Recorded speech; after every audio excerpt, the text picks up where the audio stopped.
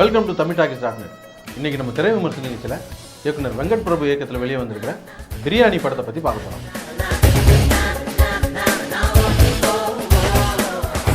பிரியாணியோடைய கதை என்னென்னா, மாமன்னர் அக்பர் ஒரு சாப்பாட்டு பிரியர். அவர் சாப்பாட்டில் ஏதாவது குறை இருந்துச்சுன்னா சமயக்காரனை கொன்னே விடுவார். அப்படிப்பட்ட ஒரு ஸ்ட்ரிக்டானவர்.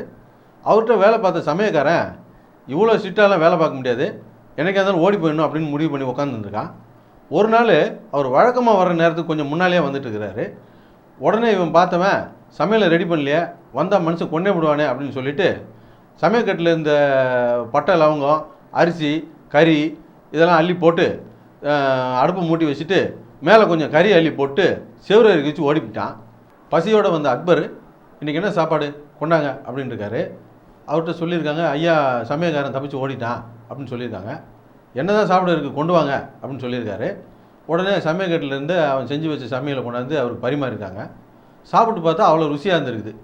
சாப்பிட்டுட்டு அவன் இன்னும் வரலையான்றதை உருதுல பிற ஆயானை அப்படின்னு கேட்டுக்கிட்டே இருந்திருக்காரு. அதுவே பின்னால் பிரியாணி அப்படின்னு பேராக மாறிட்டு இருக்குது. இதுதான் பிரியாணியுடைய கதை. இந்த கதை இந்த படத்தோட இயக்குனர் வெங்கட் பிரபுக்கும் தெரியும் போட்டுருக்கு.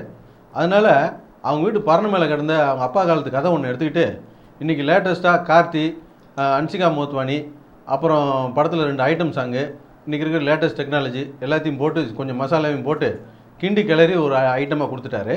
அன்னைக்கு கண்டதையும் போட்டு அந்த சமயக்காரன் கிளறி வச்ச பிரியாணி இன்றைக்கி உலக பிரசித்தி பெற்ற ஒரு டிஷ்ஷாக மாறிட்டதுனால இந்த படத்துக்கும் பிரியாணின்னு பேர் வச்சுட்டார் போட்டிருக்கு. ஆனால் அந்த பிரியாணியை சாப்பிட்டு அக்பர் அந்த சமயக்காரன் எங்கேன்னு கூப்பிட்டு பாராட்டுறதுக்காக தேடிக்கிட்டு இருந்தார். ஆனால் இந்த படத்தை பார்த்தவங்க கூட வெங்கட் பிரபு எங்கேன்னு தான் தேடிக்கிட்டு இருக்காங்க. அது எதுக்குன்னு தான் தெரியல. இந்த படத்தை பார்த்தவங்கள பெரும்பாலானவங்க செகண்ட் ஹாஃப் நல்லா இருக்குன்னு சொல்கிறாங்க. ஃபர்ஸ்ட் ஹாஃப் ரொம்ப சுமாராக இருந்ததுனால செகண்ட் ஹாஃப் ஏதோ நல்லா இருக்கிற மாதிரி தெரியுது. படத்தில் நாசரை யார் கொலை பண்ணா அப்படிங்கிறது தான் கதை.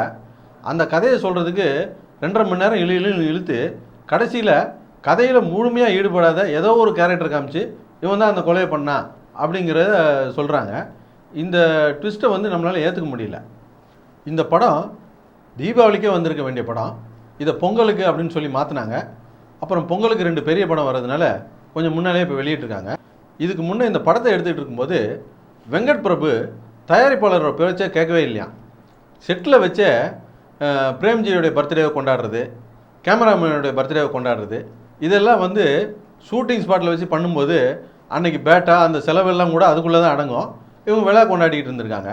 இதெல்லாம் கூட தயாரிப்பாளர் தட்டி கேட்க முடியல. எந்த தயாரிப்பு விஷயங்களை தலையிடக்கூடாது அப்படின்னு சொல்லி வெங்கட் பிரபு சொன்னதுனால தயாரிப்பாளரும் வேறு வழி இல்லாமல் விட்டுட்டாங்க. அப்புறம் படத்துக்கு காம்ப்ரமைஸே பண்ணாமல் செலவு பண்ணியிருக்காங்க. சுமாராக ஒரு 35 கோடி ரூபா பட்ஜெட்டுன்னு இந்த படத்தை சொல்கிறாங்க.